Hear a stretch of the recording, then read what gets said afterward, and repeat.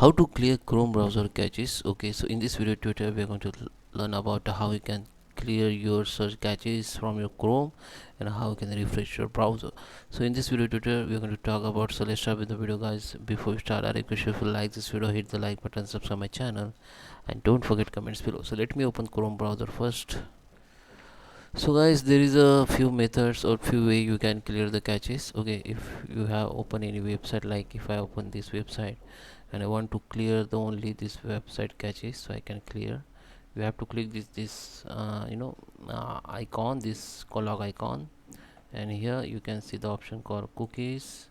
So from here you can remove the cookies and caches from here for particular website. Okay, if you want to remove all caches from the Chrome browser, you can also remove. I will show you. Okay, so just open the Chrome browser, just click on three dot option, go to the settings. Under settings you will find the you need to find the option called privacy and setting. Click, go to the privacy and security, and just scroll down, and here you can see the cookies and other site data, and you can disable all, you can block the third-party cookies and all. So I'm going to show you the caches, clear the browser data and all.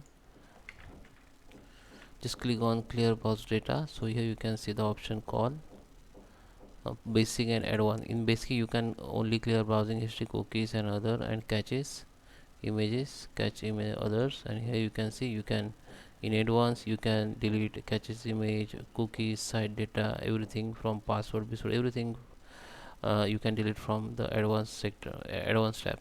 So we need to clear the only caches, so click on this caches image, or you can also delete the cookies and site data and browsing history. If you don't, you can just untick, and now you can select the time range. You can also select the all caches or cookies, or you can also select the last 7 days or 40 days. Okay, now you can just clear the data. So you can also use the advanced for same, but in advanced there is some other data like password and autofill data you can clear. Okay, so I hope you like this video. Please subscribe me. Thank you for watching.